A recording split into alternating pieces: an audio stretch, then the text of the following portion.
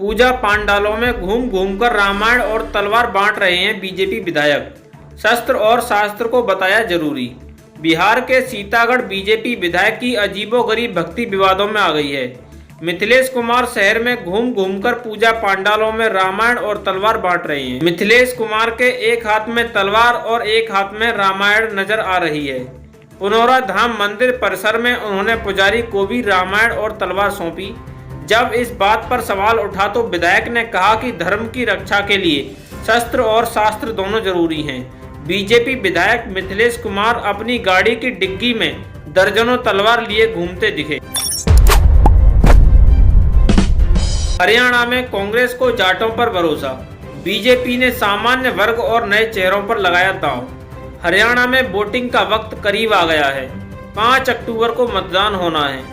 कांग्रेस और भारतीय जनता पार्टी ने हरियाणा में बिल्कुल अलग लेकिन बेहद समान चुनाव रणनीति अपनाई है। कांग्रेस ने अपने अधिकांश टिकट जाटों को दिए हैं और बीजेपी ने सामान्य वर्ग के उम्मीदवारों पर दांव लगाया है। इनमें ब्राह्मण, वनिया, पंजाबी और राजपूत समाज से ज्यादातर उम्मीदवार हैं। बीजेपी ने करीब 40% विधायकों के टिकट काट दिए हैं। वहीं कांग्रेस ने अपने 2019 के अधिकांश विधायकों को दोबारा मौका दिया है। आज 5 लोग मरेंगे। अमेठी हत्याकांड के आरोपी चंदन वर्मा का व्हाट्सएप स्टेटस आया सामने। पिस्टल लेकर अकेले ही बुलेट से पहुंचा था टीचर के घर। अमेठी के शिवरतनगंज इलाके में पति पत्नी और 2 बेटियों को गोली मारकर हत्या के मामले में पुलिस नामजद आरोपी चंदन वर्मा की तलाश में जुटी हुई है। इस बीच चंदन वर्मा के व्हाट्सएप ऐप स्टेटस ने सबको चौंका दिया है। दरअसल चंदन ने स्टेटस में लिख रखा था कि 5 लोग मरने जा रहे हैं, मैं जल्द ही आपको दिखाऊंगा। बताया जा रहा है कि वारदात को अंजाम देने के बाद चंदन वर्मा को खुद को भी गोली से उड़ाना चाहता था, इसलिए 5 लोगों की हत्या की बात उसने स्टेटस पर लिखी थी। फिलहाल पुलिस चंदन की तलाश में छापेमारी कर रही है। रायबरेली और अमेठी पुलिस की संयुक्त टीमें दबिश दे रही हैं। आईआईटी कानपुर की बड़ी उपलब्धि। तैयार किया 1 मिनट में मुंह का कैंसर पता लगाने वाला डिवाइस। आईआईटी कानपुर ने एक ऐसी एडवांस डिवाइस तैयार किया है जो मुंह के कैंसर का मिनटों में पता लगा सकता है, साथ ही कैंसर की स्टेज की सटीक डिटेल्स बता सकता है। यह सफलता भारत में कैंसर का पता लगाने के क्षेत्र में एक बड़ी सफलता है। संभावित रूप से कैंसर के उपचार में क्रांतिकारी बदलाव ला सकती है। जीआईसी में शिक्षक भर्ती के लिए समकक्ष अहर्ता हटी, जल्द शुरू होगी शिक्षक भर्ती। राजकीय इंटर कॉलेजों में सहायक अध्यापक और प्रवक्ता भर्ती के लिए समकक्ष अहर्ता का विवाद सुलझ गया है। शिक्षा निदेशालय ने अहर्ता विवाद को सुलझाते हुए उसे स्वीकृति के लिए उत्तर प्रदेश लोक सेवा आयोग को भेज दिया है। स्वीकृति होने के बाद शिक्षक भर्ती प्रक्रिया शुरू हो जाएगी। अमेठी हत्याकांड। राहुल गांधी ने मृतक के पिता से फोन पर की बात, दोषियों को सजा दिलाने का दिया भरोसा। अमेठी में शिक्षक व उसकी पत्नी व बच्चों की हत्या किए जाने के मामले में कांग्रेस नेता राहुल गांधी ने मृतक शिक्षक सुनील कुमार के पिता राम गोपाल से फोन पर बात की और दोषियों को सजा दिलाने का भरोसा दिलाया। उन्होंने पीड़ित परिजनों की हर संभव सहायता करने और उन्हें मुआवजा दिलाने का भी आश्वासन दिया। अमेठी के सांसद किशोरी लाल शर्मा ने रामगोपाल की राहुल गांधी से बात कराई। इसके पहले किशोरी लाल शर्मा मृतक के परिजनों से मिलने के लिए पहुंचे और उन्हें ढांढस बताया। राजस्व परिषद ने इसके लिए प्रदेश के 351 तहसीलों को 8.5 करोड़ रुपए दिए हैं। तहसीलदारों को निर्देश दिया गया है कि वे लोगों को सुविधाएं देने के लिए मिलने वाले पैसे से काम कराना शुरू करेंगे, जिससे आने पर अच्छा माहौल मिल सके। यूपी में घर के बाहर खेल रही 7 महीने की बच्ची किडनैप। बड़ौत के बावली गांव में गुरुवार शाम 7 माह की बच्ची का एक महिला ने अपहरण कर लिया। घटना का पता लगते ही पूरे गांव में हड़कंप मच गया। सीसीटीवी में घटना कैद हो गई। देर रात तक पुलिस बच्चे की तलाश में जुटी है। बावली गांव निवासी इसरार की 10 साल की बेटी मायरा अपनी 7 माह की बहन मायसा को लेकर घर से कुछ दूर पर खेल रही थी। तभी बुरके में एक महिला मायरा के पास आई और मायसा को उसकी गोद से छीनकर भाग गई। मायरा ने इसकी जानकारी परिजनों को दी। घटना का पता लगते ही मौके पर ग्रामीणों की भीड़ जुट गई।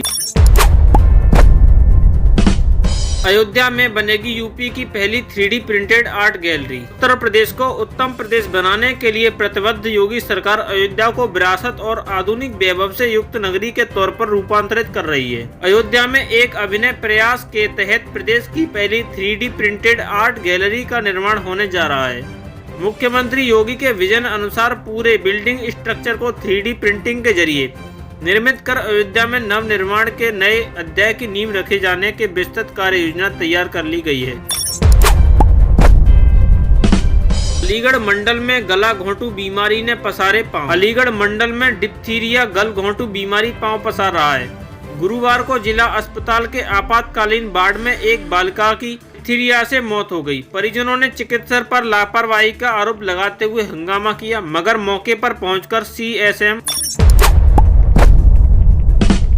पाकिस्तान से आए 4 परिवारों के 16 लोगों को मिलेगी नागरिकता। पाकिस्तान से 30 साल पहले आए 4 परिवारों को सीए के तहत भारत की नागरिकता दी गई। पहले यह परिवार पाकिस्तान में रहकर अपना किराने का बड़ा व्यवसाय करता था। पाकिस्तान में इनके परिवार से गलत व्यवहार किए जाने के चलते वर्ष 1993-94 में पाकिस्तान छोड़कर भारत आ गए थे।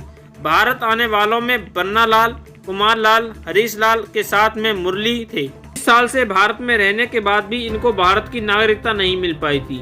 नागरिकता मांगने पर इनको रिफ्यूजी का प्रमाण पत्र पहले की सरकारों के द्वारा दे दिया जाता था। कभी सीएम योगी की तारीफ तो कभी लव जिहाद पर। उत्तर प्रदेश के जिला न्यायाधीश रवि कुमार दिवाकर की ओर से लव जिहाद पर की गई टिप्पणी पर हंगामा मचा हुआ है। इसे लेकर लोग न्यायपालिका के रवैये पर भी सवाल उठाने लगे हैं। दिवाकर बरेली के अपर सत्र न्यायाधीश फास्ट ट्रैक अदालत प्रथम हैं। उन्होंने अल्पसंख्यक समुदाय के युवक को पहचान छुपाकर बहुसंख्यक वर्ग की युवती से दुष्कर्म और धर्म परिवर्तन की कोशिश के मामले में आजीवन कारावास की सजा सुनाई। उन्होंने लव जिहाद को लेकर तल्ख टिप्पणी भी की। जस्टिस दिवाकर ने कहा कि लव जिहाद का प्राथमिक उद्देश्य जनसंख्या की शुद्ध छेड़ना है। बिना आयुष्मान कार्ड जरूरतमंदों के इलाज। मुख्यमंत्री योगी आदित्यनाथ ने गोरखपुर में जनता दर्शन में गंभीर बीमारियों के इलाज में आर्थिक सहायता की गुहार लेकर आए लोगों को आश्वस्त किया है। जिन जरूरतमंद लोगों के पास आयुष्मान कार्ड नहीं है, उनके इलाज का खर्च सरकार उठाएगी। इनके लिए अस्पताल से इलाज खर्च का एस्टीमेट बनाकर उनके कार्यालय को उपलब्ध कराया जाएगा। विवेकाधीन कोष से भरपूर मदद की जाएगी। शारदीय नवरात्र के पहले दिन गुरुवार दोपहर बाद गोरखपुर पहुंचे सीएम योगी ने शुक्रवार सुबह गोरखनाथ मंदिर में आयोजित जनता दर्शन में करीब 300 लोगों से मुलाकात की।